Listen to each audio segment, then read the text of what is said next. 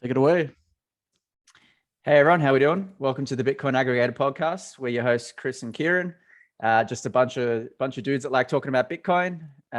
Usually we do this weekly, and we're going to try to stick to that schedule moving forward. But yeah, we're just going to be talking about the latest in Bitcoin news and sort of events, and then on the occasion get a special guest on to talk about Bitcoin-related projects and things that they're working on.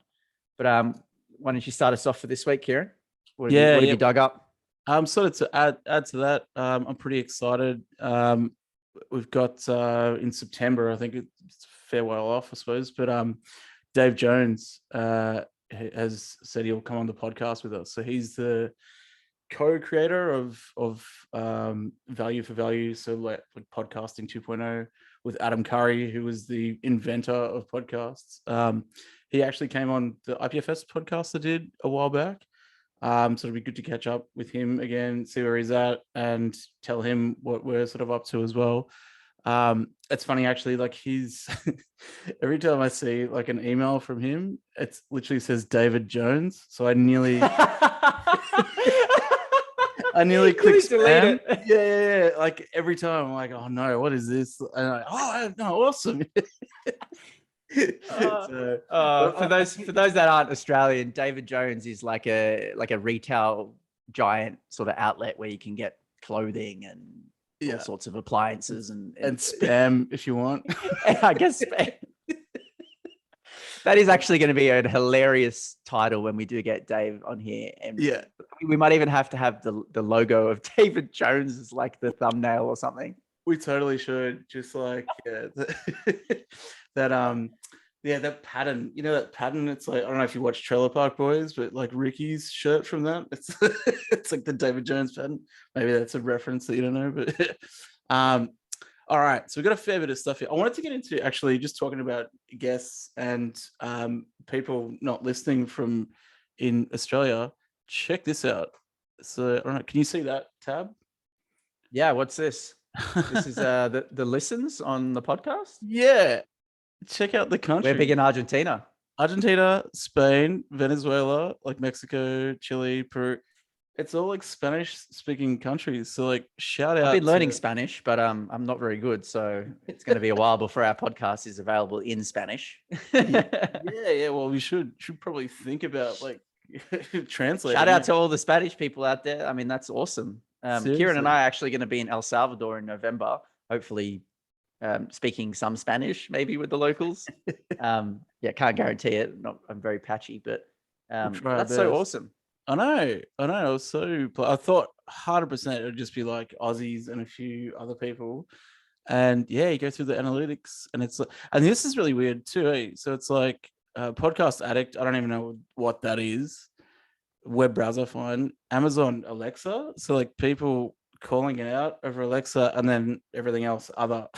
Like, okay, wherever that is. 3% might just be like literally one person, but still, even just one person yelling at Alexa. Bitcoin aggregated. Well, it wasn't me. I don't have one, so it's somebody out there. So it's pretty definitely cool. Some random. Yeah, that's awesome. So cool, so good. The other thing I wanted to show you, check this out. So this is on the Lightning Network. So this is totally separate listens to this. So this is literally people listening probably through Fountain or one of those apps like Sphinx or something like that. And it kind of shows you people paying in real time. And I didn't realize it gives like the majority of their names. So I thought we'd just give a few shout outs. So at Pleb, whoever that is. That's all of us. It's all of us, yeah. Federico. Oh, Chalky, awesome. That must be, and Tiggs, obviously. Chalky must be Tiggs' dad. That's his dad's name, so he must be listening. Shout out to Tiggs and his dad. Hell yeah. Angel Tovar 22. Thanks a lot. That could be Angel, given all the. Could be. Yeah. True. South American and Latin Americans. Hopper X, another pleb. Oh, pleb. Nice. Thank you very much, pleb. I know. I won't go through all these, but. Kind of stops there, I think. Oh, that's interesting. Yeah, some of them don't show a name, so I don't know what. And there's me listening to myself. Oh, wait, we're money laundering with 2 sets. How weird. Yeah, some of them don't show, but then some just do user. Oh, Cristobal. Okay, thanks. Awesome. Oh, Trev cheers. Scott. Thank you for listening. It was awesome just to see people tuning in So to a couple cool. of guys talking some shit, but Yeah, it's it's amazing. amazing, right? Like I think like this versus just these metrics. Like it's cool to see countries and stuff, but to this, it feels so much more meaningful. Like to have people streaming sats, obviously, but like seeing who they are if they want to be sort of exposed on that side of it. So there's a bunch just like that, but whatever's it's awesome. It's a Anyway, little bit more regular than I thought as well. Like it's a good stream of people coming in 13th, 14th, 20th, 21st, like fairly recent. yeah, Like yeah, it's pretty awesome. Pretty awesome indeed. amazing. Anyway, let's kick on. So the one I wanted to kick off with is actually I thought we didn't have much, but I thought there's actually some pretty cool things that we can talk about this week. Number one being this video, which I know you've probably watched, but I thought we could watch from 14 minutes again because it was just epic. Like Jack is so amazing at everything Who's he Jack? does. For those that don't know who Jack is, it says on the screen, I guess, is the CEO and founder of Strike.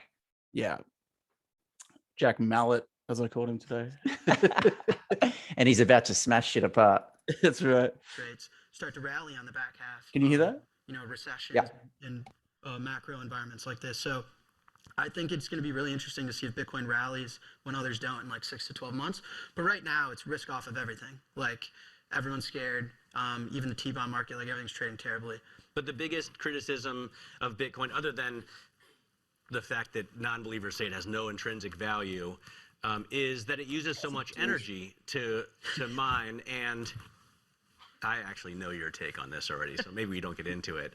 But one of the things we talk about on our crypto show a lot is proof of work versus proof of stake. We have people come on like Joe Lubin who really defend the idea of proof of stake and saying that it's going to be even more secure. I know he does. But what's your take? I mean, Ether is a big challenger. Disclose that to the SEC. No, it's not. So first of all, using energy is not a bad thing, Matt. Like engineering and the use of energy is implied in like the growth of humanity. You know what else uses a lot of energy? An airplane. So I tell you what, you don't like energy. Next time you and the wife go to Europe, you take a kayak, I'll fly United. Next time you want to save and grow your family's wealth, you use the dollar, I'll use Bitcoin. Next time you wash your clothes, you hand scrape your kid's stain out of the white t-shirt, I'll use a washing machine.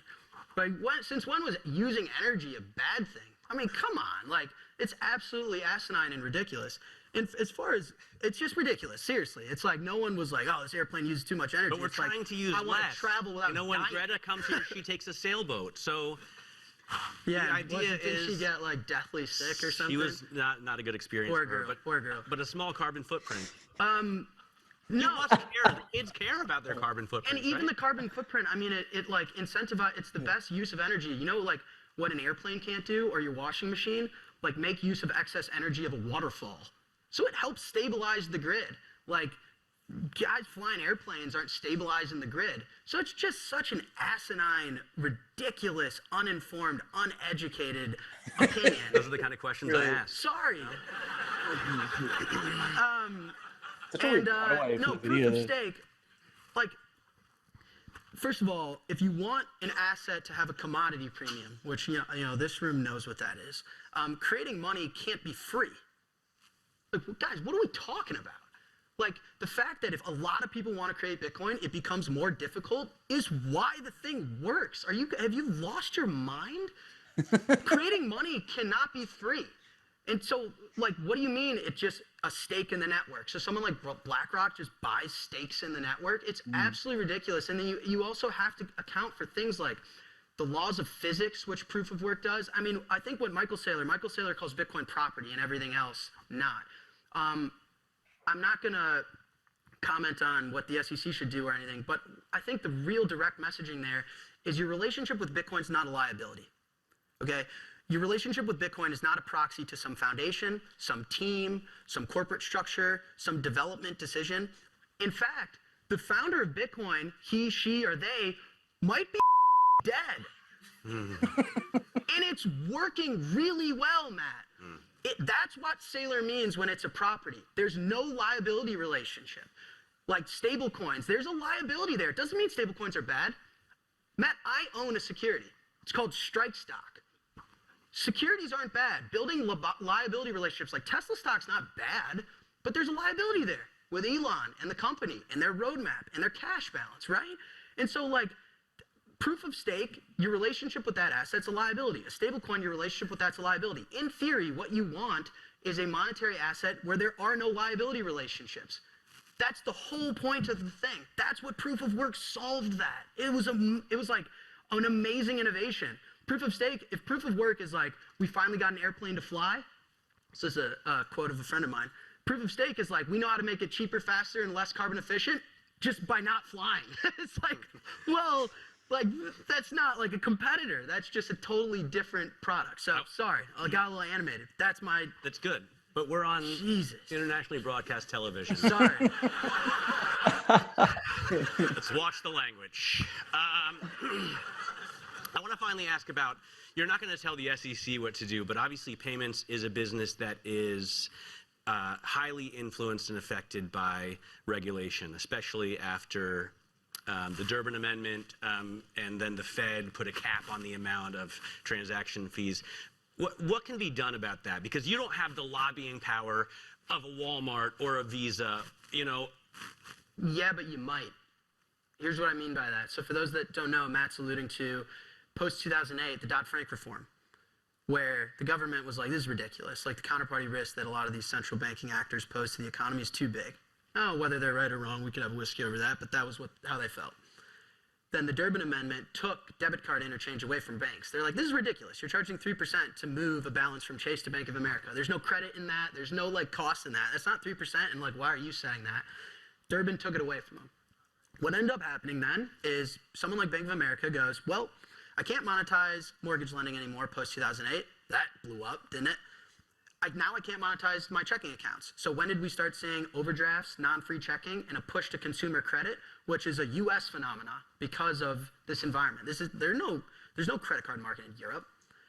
It was then. It was when Bank of America said, listen, the federal government took all my revenue models away. The only way I can really make money is credit cards. And then you see businesses like Chime. These are like Durbin Amendment arbitrages, which it's just a checking account and debit card that routes under the exemption of $10 billion worth of assets, right? And so what I think in my messaging to the Durbin office, I had the pleasure of speaking with them, is kind of like put the guns down.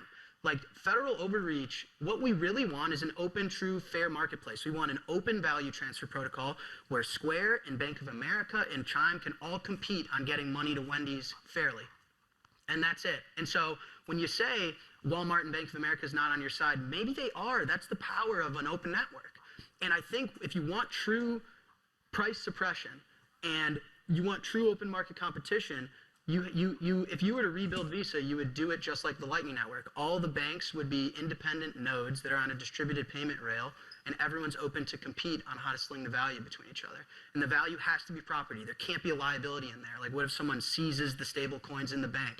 What if someone on the foundation of the founding team of the token goes through a divorce or something? It's like independent of any liability, and that's how it's cash final value escrow, and let the free market compete for experiences on the acquiring and the issuing side, or the remitting side, the global payment side. That's my take. And I told Durbin, I don't know if federal overreach is going to solve this. I think a free open market like Lightning may be the most American thing we got at solving this problem. Yeah, it's definitely true. Well, I think he killed it obviously with the proof of stake comments like that. That was just, I mean, it's so clear that that's not a competitor. It's really interesting to see like Bloomberg still pushing that narrative of like, oh yeah, this is a big competitor to what you're doing. It's like, well, like you said, you're completely missing the point altogether. What are you saying? Well, I think this. Yeah, sorry, to jump in there, and I hate to mention this, but I think it has some validity here. I mean, this is why gold has been like a reasonably good store of value and money for thousands of years, is because it's has similar type properties to Bitcoin in the sense that it doesn't have a central party issuer. I mean, obviously it has its own modern problems, but in the sense, to the point he made where, money shouldn't be free. It shouldn't be created out of nothing. Mm-hmm. Gold isn't. There is energy expelled and human time expelled in order to acquire that gold. And so that's what gives it some intrinsic value, if you want to use that term. I really liked, I actually hadn't watched the whole end of that bit. Actually, I only saw the snippet where he talks about the proof of stake. The bit at the end there was actually really good as well. I mean, I might actually go back and watch all 20 minutes. Yeah, no, it was great. The whole thing was great. But no, at the end, we was sort of talking about the Lightning Network and building, like if you were going to build Visa today, you'd build it exactly like the Lightning Network's being built, with each of the like banks being node operators. Like, makes complete sense. So yeah, I'm a big believer of what he's saying, where he says, kind of like how the internet is, I guess, as well. Like, internet is an open, decentralized protocol that no one controls, but there are plenty of parties that have utilized the internet to provide services and goods on it, thus competing in that free open market. And he's sort of saying, and that, I can see that's what he's doing with Strike, or the way that he's developing and building his company. He's like, let me just use the rails. The rails are there. These are the best possible rails that can be utilized, and let's just fight for that market share in the free open market by providing cheaper rates, a better user experience, a nice UX, whatever it is that you're trying to do. Like you said, remittance or lending or borrowing, whatever it is that you're trying to solve, use the money that's sound, which is Bitcoin, and provide the service to people, and that's how you'll generate your revenue and your market share. I think that's, Strike will be a massive company. I mean, they already are, but they're going to be fucking huge because of the first movers and them identifying this much quicker than anybody else. Like, Visa and MasterCard have the monopoly, thus they obviously don't want to let go of it. And I agree, if we were to create Visa or MasterCard now, we would do it like Lightning. But the reason it's not is because they want that level of control and that centralization and the monopoly that comes with a design system like that. But yeah, Lightning or something like that is certainly the answer in the future. And all the inefficiencies that go along with building a system like that. It's really amazing, like to hear anyone still defend like that centralized like credit system like Visa or MasterCard. Like, it's just so inefficient, and it seems quick, but it's so slow and clunky and insecure that like it's just anyone who can look at it with, I suppose, like with an engineering mind, right? Like, you look at it and just go, well, this is madness. Like, why are you still running this? Very few people do understand how it works. Like, I mean, even my understanding is rather elementary. Like, I get the gist of it and how it tends to operate, but it seems complex to most people, so they don't ask questions. And us in the Western world, generally speaking, it works, even though it does have incredible amounts of inefficiencies. It does work for the most part. You go down and you tap your card on the machine and it beeps and you can walk home with your groceries. You don't ever ask yourself, what was that beep? What did that signify? Like, what is the technology behind me tapping this card? Like, where's this money going? Who's the one changing the ledger? Like, no one asks these questions. It just works, right? I think that's like the big thing that I always come back to, and many people in this industry come back to and say, like, we may not have mass adoption until it's like that with Bitcoin, whether it's Lightning or something like that. I don't just want to tap my thing or scan the QR code or whatever it is. I don't want to have to, like, right now we have to think, like, how does Lightning work? Because we're early innovators, right? But like in the future, when it's mass adopted, like my mom and whatever will be using it and not asking questions, just like they don't with their Visa or MasterCard. Yeah. Still old people ask questions of that, but in the sense of like, how does it work? Like they don't care how it works. They care when it breaks, of course. Like, why is it broken? No, I saw. I can't remember where I actually saw. I read so much stuff, but there was a someone that's actually made a NFC card that you can tap and go with now on the Lightning Network, and it was like a video of it. It's up and running. Don't know what it was on as well. I forget what it was called, but it looked amazing. And I meant to post it. I just totally forgot. You just jogged my memory now. Anyway, I'll find it for next week and we can have a squeeze at it. I wanted to get into this stuff. So we've had, I don't know if you saw this week. Sorry, there's the price in one of these posts. I know you're not looking at it, but I thought it was kind of pertinent to what's happening. But Coinbase are up for or one of the employees is up for insider trading. I don't know if you saw that article, but I did hear about that. Yeah. Basically, what they were doing, nothing to do with BTC, obviously. Like, they were just telling their mates, basically, this coin's going to list. Yeah, we're going to list this coin. buy it up and then just dump it as soon as it gets listed because the price always spikes, sort of thing. So they're actually going after them for that. Which I mean, it's pretty gross. Like the whole concept. Oh, you of it. think Coinbase is the only people doing that? No, that's right. They're all doing Please. it. Exactly Of course, right. they're all doing it.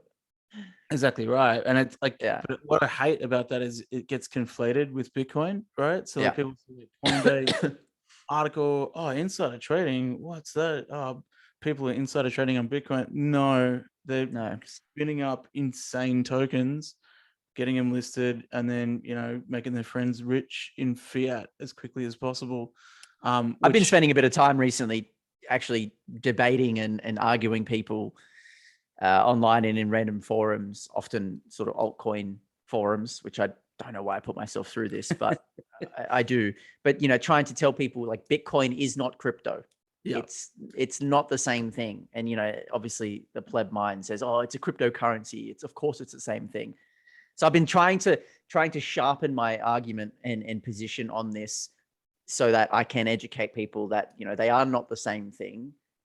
Like for instance, this is a funny little tidbit, whether it means much or not, I'm not sure, but it's like the word cryptocurrency is not even in the Bitcoin white paper. No, it's not. Or blockchain.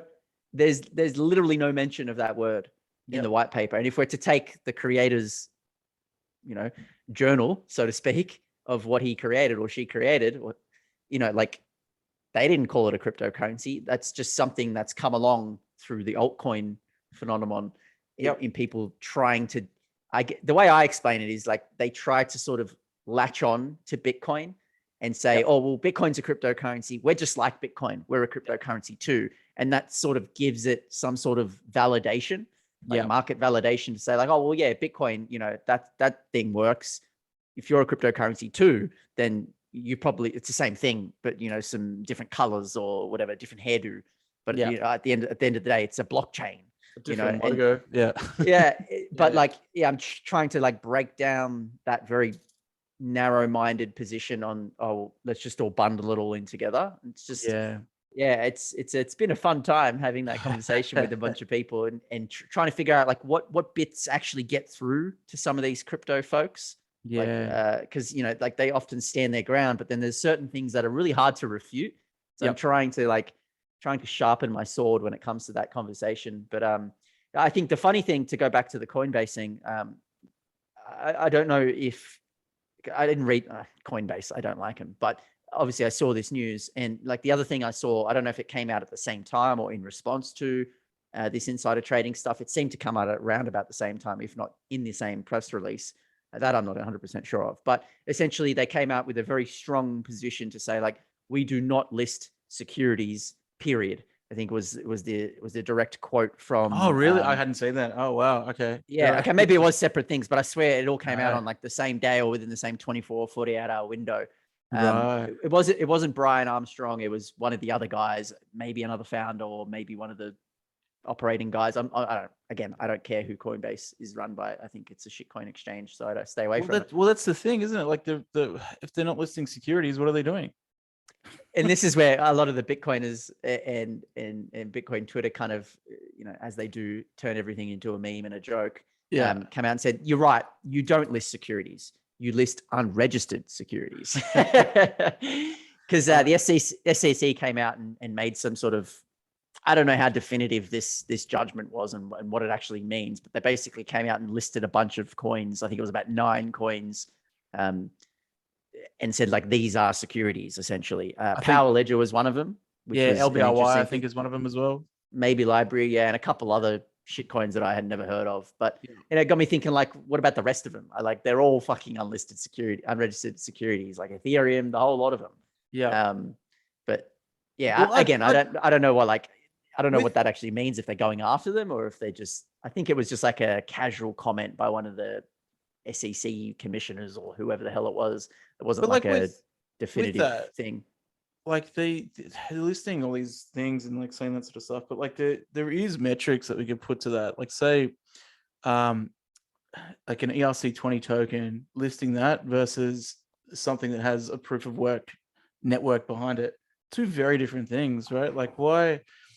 And that's hard. It's pretty nuanced for people to understand that sort of stuff. But I think we can probably get to a point where we can have some sort of, I guess, metrics or sort of concise definitions around like how we sort of pursue that down the track sort of thing. Because there is cool projects, like I always say, that I like, that are kind of getting thrown in with, some bloke is just spinning up ERC20s or, whatever other token it is, and saying we're doing this and that, where they're actually building stuff like off that. So it's quite irritating to sort of see them lumped in together. Like, Handshake's another one that I really like, where they're basically using proof of work for one very specific purpose, and they're doing it quite well, but they're kind of getting lumped in with this nonsense as well. So I find that kind of irritating.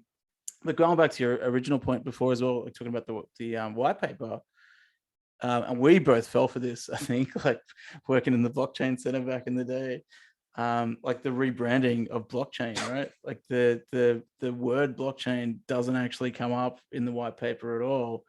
I think that the closest thing is like a time chain sort of thing, but they just ran with the blockchain technology, blockchain.com, and like ran all these different blockchain scams, really saying, yeah, we're doing blockchain for this.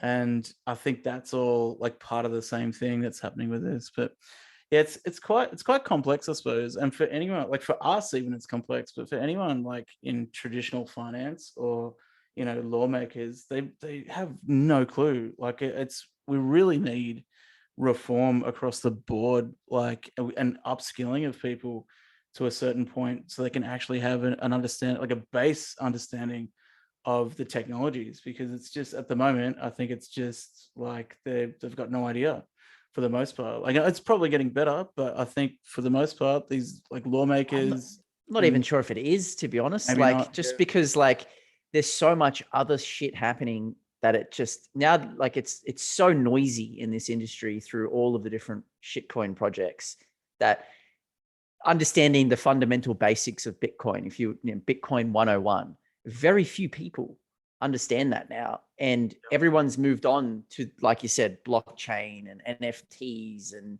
metaverse and DAO and whatever the fuck the next 3-letter DeFi. bloody, yeah, that one's 4, so that must be even better. Like whatever the flavor of the month is, like, and like that's moving so quickly that even the people in the space don't understand what the hell they're doing with these things. Before they've even figured it out, they're on to the next thing. So I don't understand. I have no idea how lawmakers and regulators and whoever these people you're talking about are like people in business, how they're ever supposed to understand what the hell is going on. Accountants. So much freaking noise. Yeah. It's crazy. Like they just started understanding like how to treat Bitcoin and I guess cryptocurrencies. And now we have things like NFTs and like it's wild. It's absolutely wild. So like, I just wish we could eliminate a lot of that noise. I think, well, yeah, we can. And I think like we said in the past, like code is law, like the white paper is all the regulation you really need, right?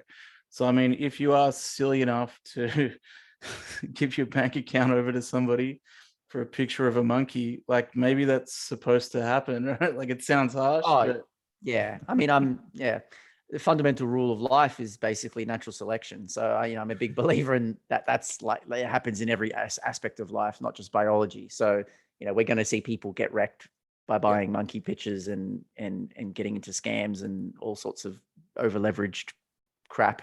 And it's just a part of the life cycle. We try to warn people against doing it, but when the hysteria is hot, it's too big of a temptation for most people to avoid. Exactly. Yeah, like Celsius, all the rest of it. Actually, going back to Jack Mellor's point on that, he was saying like with the proof of stake consensus model, like nailed it, like knocked it out of the park for everything. But the point about BlackRock coming in and buying up the majority of the stakes, how do you stop that? You can't, right? So it creates a centralized system like off the bat with these big corporations that sort of already own everything. They own all the land, all the big companies, whatever. You're going to give them that as well? Like, it's silly, absolutely silly, and naive, I think, to think that that's not going to happen. Yep. But I think that's where sort of Bitcoin is fundamentally solving different problems to Ethereum and Cardano and Solana or whatever the hell is going on in the rest of the market. Bitcoin's trying to fix money. Everyone else is just trying to get rich. Yep. Like Fiat mindsets. Yeah. Yep. They won't last. Some people get rich, lots of people get wrecked, but Bitcoin will just continue to print out blocks every 10 minutes. That's right. Exactly right. Does what it does.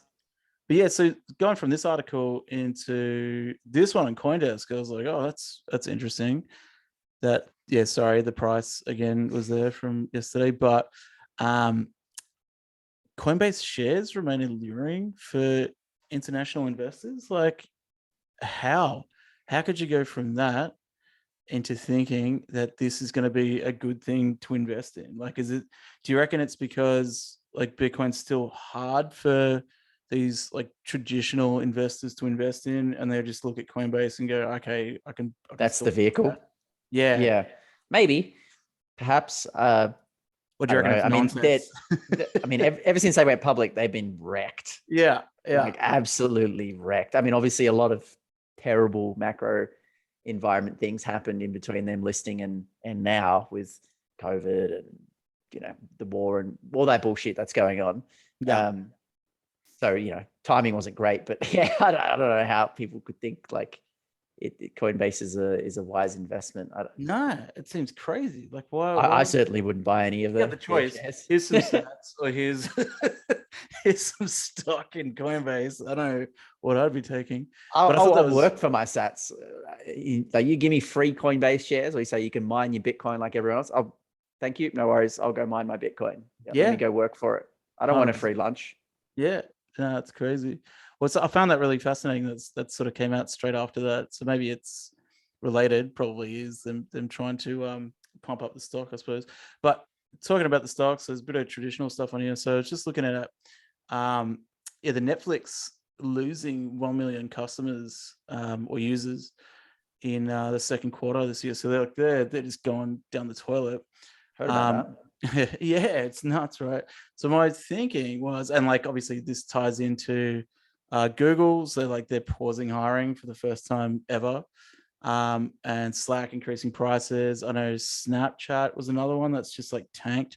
So like the traditional markets and traditional stocks are just specifically the tech stocks. Like these are all tech related stocks, and these are the ones that were the kind of COVID safe stocks at the safe havens where everyone went working remote, businesses shut down, everyone had to use Zoom, and everyone had to spending more time watching Netflix and using Google Docs, and all the software stuff was just going ridiculous, which there's an element of truth to that, but I think it went much higher than what, if it was a fair market, it would have been. I think the reality of it is they printed a shit ton of money and they poured it into these stocks because they sold that narrative. But let's leave that for another discussion. We're seeing this all come back down to reality, and everyone's like, oh, Bitcoin's too volatile. It's gone down 60% this year, 80% this year, whatever the numbers are. So, well, Netflix, they've been down like 70 or 80% this year as well. Like Facebook, same shit. Like they've been getting tanked this year. Yeah.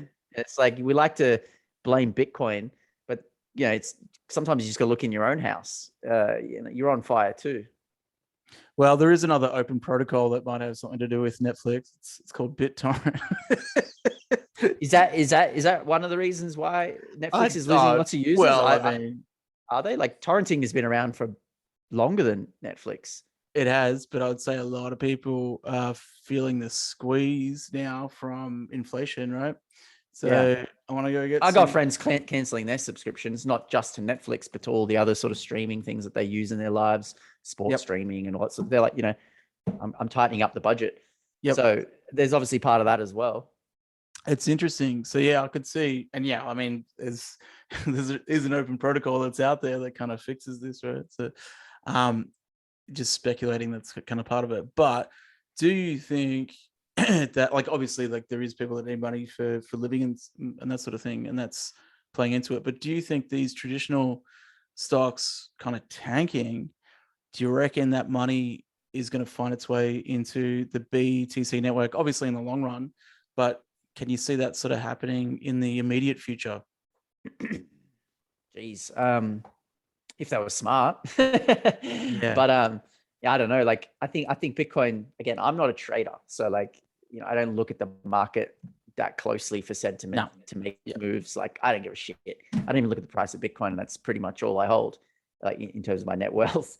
It's just, I don't care about any of this short-term stuff. But if I was to take a guess at it, I would dare say to assume that most people still think, at least in traditional finance, where a lot of this money is coming from and sitting in, that they're probably thinking Bitcoin is still very much an experimental, volatile market. So when it comes to global tightening and recession talk and high inflation, I doubt they're going to go, okay, tech stocks are getting smashed. Maybe I'll move into Bitcoin. Yeah. Like I can't see that narrative in those types of people. I mean, it would be awesome if they did see it that way, but not everyone's at that level of understanding like Saylor is. Yeah. Or like we lost you there for a Jack second. is, they don't, it's quite under, but when they do, I agree. Still got me here? Hello? Yep. You're back. I think a bit of an unstable internet connection. Apologies. Yeah, I just wrapping up saying, like, I don't think everyone kind of understands. Oh no. Bitcoin. Like some of these other guys, like Saylor does, who well, maybe you jump in. Yeah, maybe kill your camera. I reckon that might be it. Yeah, maybe it's because we're talking about tech stocks. They're killing our internet connection. Zoom, man. Yeah, well, I think it's interesting. Like my take on it, yeah, you're probably right. Like they're not going to move across, but I think if they were kind of smart, they would be, and it would be kind of cool. Like I think it's a good opportunity to sort of educate people and say, like, this is like we're going in two ways, right? So there's like a clear path, and I think a lot of people, like even sort of normies that I've spoken to, are kind of waking up to the fact that something's not right. So obviously, like there's minor inflation that people are seeing around the place. What's going on in China with the tanks in front of the bank and that sort of thing, and then you have stuff just costing more. So they're kind of asking questions like, why is this happening, and why can't I go to Bunnings and get wood now? Like what's happened? So I think that there's like an opening to sort of have a conversation around not just about stocks, but around sort of like moving towards this hyperinflation environment where we end up with a CDBC that has like social credits attached to it and just a living nightmare, or an open protocol that's free for everybody to use and program on, that's going to be awesome. And for a list of reasons that Jack probably could do a better job of than explaining to me, but I think it's a golden opportunity, and this is kind of the start of it. So seeing these tech stocks go under, I think is probably going to be a good thing for the immediate future, because it's a good opportunity, right? Or have we lost you? Yeah. I mean, hopefully there's more. Oh, Jesus, you can't hear me? Nah, got you. Yeah, now I can hear. Okay. Yeah, sorry, my internet is just not having a good time right now. I don't know if it's bad weather or something, but I was just going to make the point, like, we need more people like Jack and Saylor and these pioneers to take these initial risks. Like there's a good tweet on the screen there, the documenting Bitcoin one, showing how like the first Bitcoin was sent 13 years ago, the first text was sent 30 years ago, first cellular call was made 49, email 51, phone 150 years ago. I think that, we say this almost every week about the fact that, we're still very early. Yeah.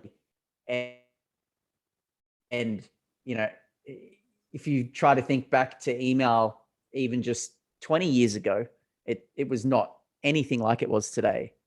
Like where literally everyone kind of knows how to send an email, or has at least heard of what an email is. We're not anywhere near that point when it comes to Bitcoin. Perhaps most people have by now heard of Bitcoin, but very few people have actually interacted with it or made a transaction or anything like that. So we still have a long way to go. And I think I'd love these tech stocks to crumble and to them to then adopt and the capital move to companies like Strike and the future ones that don't yet exist that are using and utilizing this open protocol of Bitcoin.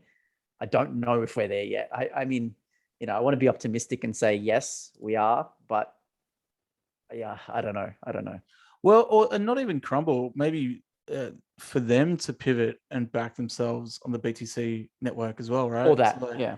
I reckon that's probably a smarter idea, because I know, like, even Netflix, like, the tech they use underneath it is based on IPFS. So, like, basically when you're so looking at decentralized tech already, so it would make sense for them to do something like this. Basically, when you're watching something, it's cached on your device and cached on the node that it's coming from. So if you're like with, say, Optus, for example, they just cache everything that comes into the country, and that's why you get free Netflix when you're with Optus, because it doesn't cost them anything for you to watch it on the network, sort of thing. I did not So know that. yeah, it's pretty cool. So like and I'm sure the other ones are doing something similar as well. But the fact that they're using tech like that would mean, it's not that much of a leap to think about, decentralized currencies and Bitcoin specifically, and sort of integrating that, or even just backing your company by that. It's like Tesla kind of did for a little bit, and then I don't know. Doge. That's actually probably worth talking about, because that is something that's, to me, it's not that crazy news, but like, it obviously made a big shockwave across Bitcoin Twitter and probably some traditional sort of media outlets as well. The fact that, Elon or Tesla has sold, I think it was about 75% of their initial position that they started, what was it, about a year or two ago. What would they buy, like 2 billion or something, maybe? I can't actually remember how much they. Yeah, I can't remember either. 1 trillion? That can't be right, can it? No, they No, didn't buy 1 crypto trillion. market reclaims 1 trillion. Oh, right. Yeah, sorry, I'm taking bits out of context there. However, it was, they ended up making, like, I think, not making, but taking like a $970 million loss or something like that, I think it was. Yeah. Which was, I remember reading a funny comment on one of the Bitcoin groups that I'm in on Telegram. Someone saying how, that was only like a 7% loss or something during that period, and inflation over that period was actually 9.1%. So it actually still did better than inflation. Definitely, and that's like estimated, right? So that's just off the whatever metrics they use, but it's like, it's not highly accurate with the inflation metrics. Like, it's probably much more than that. So yeah, exactly right. Like, it makes a lot of sense. And it only happens because he actually realized it too. Like, he could have still kept holding his Bitcoin, or Tesla's Bitcoin, and like Saylor, right? Like Saylor, everyone's saying, oh, Saylor's made the worst trade in human history, bought $3 billion worth of Bitcoin for MicroStrategy, and now it's worth 1 billion or whatever the numbers are. Whatever, who cares? Yeah, exactly. And but it's not realized. Like, he's just like, I'm gonna buy more. Yeah. Like, yep. Everyone thought he was a genius when he did it, and it went, up to 69,000 or whatever Bitcoin peaked at. He didn't sell. So it didn't even matter at that point either. Like, he gets it. Like, he gets the long-term play and the low time preference. 100%. I think we will see more companies do it. And I actually agree. Like, you kind of convinced me one way a little bit, like with the IPFS stuff with Netflix, and maybe it's not that big of a stretch for some of these companies to go, all right, well, here's the next general sort of direction we want to head in, and that's underpinning Bitcoin network somehow, whether it's backing the company in it or utilizing the protocol in some capacity through Lightning, micropayments, whatever the hell it is, that the service that they're providing. Simple game theory will suggest that the companies that succeed will end up having to do that, because that is what you have to do to succeed. So I guess my hesitancy is to suggest that is going to be soon, but these things can happen fast. Can be. I mean, it's exponential. So like, once one sort of starts to do it, you'll see the others like integrating it. And whether that's like you said, just backing the company with BTC rather than fiat, great, or integrating it. So like, a few years ago, like Microsoft were looking at using the BTC blockchain specifically for decentralized IDs. And there was a whole thing on that, and they still have like a whole research arm sort of working on that. So like, but specifically for the longevity of the blockchain, right? So they Microsoft using Bitcoin, really? I would Yeah. have thought they would have used some sort of central thing or something. No, it's specifically using BTC. I don't know where the project's at now, but it was pretty cool and pretty advanced. Like, they were really advanced team thinking that through. So, I mean, if Microsoft of all companies can do that, like, geez, the rest of them can definitely come up with ways to utilize the protocol to advance whatever they're doing. Don't know if we'll see Google doing it anytime soon, although it would make sense, right? Like, I was thinking about this the other day. It's like either Google or Apple, like with their pay, like Google Pay, Apple Pay, integrate Lightning, and like whoever does it first wins the game, right? Like, they win the market. I'd swap over to Apple if they did that. I'd do it like overnight, or vice versa, right? If it was on Apple, I'd go back to sort of Android. So whoever does that, like, you win. So I guess we'll see what happens with that. The last thing I wanted to announce was this adopting Bitcoin. So I'm officially up on the website to present when we go in. That was a bit of a terrible screenshot, but cut myself out. And they've put me up as alpha, not even alpha hash rate, just alpha. It's alpha. You just bring in the alpha, dude. It was funny because I've shared it with people like, what you're alpha? Or like, yeah. Alpha male. Alpha male, that's right. Yeah.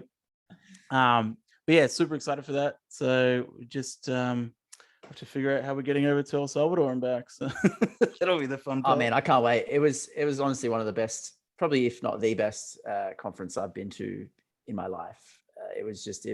The energy was great, the content was great, the participants, the speakers, the crowd, everyone, like the whole thing was amazing. And obviously to go there into El Salvador as a Bitcoiner, it's obviously very euphoric, and you know, like Mecca. It's literally like, you know, if you're a party goer, this is going to Ibiza. Like, like this is the place you want to get to.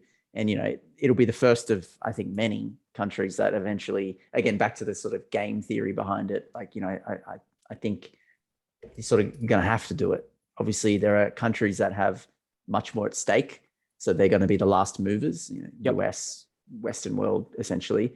And it's these other smaller countries that have a lot less to lose, essentially, for experimenting, that you know, they're going to gain a lot. Like El Salvador is going to be a completely different place in 20 years. You know, my plan is to go back there every year. Hell yeah. Or at least, I mean, I'd love to go back every year. Perhaps that's not reasonable, but like, you know, at regular intervals to see what it's like, see the country go and grow and document it. Well, that's what I want to do, like for this as well. So document the learning that's happening, and like compared to sort of what it was, whoever we can. I mean, the lineup looks amazing. So it's going to be hard to speak to everybody that we want, I suppose. But yeah, we'll try to talk to as many people as we can, and hopefully we can even do one of these podcasts or a couple of these podcasts. Yeah, we'll do a few podcasts from over there with some of the people that we meet, and get some interesting takes on different things happening in the Bitcoin space, both globally and specifically in El Salvador, obviously. But yeah, if anyone listening is thinking about going, you know, if you can, you should. It is an amazing experience. I don't know if anyone's ever been to El Salvador. I mean, surely people have been to El Salvador, but any of the listeners have been to El Salvador before. It's a beautiful country, and as a Bitcoiner, it's exceptionally amazing to experience. Just need to brush up on our Spanish now for all our Spanish listeners out there. Oh, man. Give us some hot tips. That'd be good. I've been so lazy with the Duolingo lately. I just, it's so hard to learn another language as an adult. Hey, like, oh yeah, it's really, really difficult. It's really hard. Yeah. And I like forget, like I go to countries and like, you know all these words, and you leave and you're like, it's just gone. That's it. Yeah. Anyway, we'll try our best.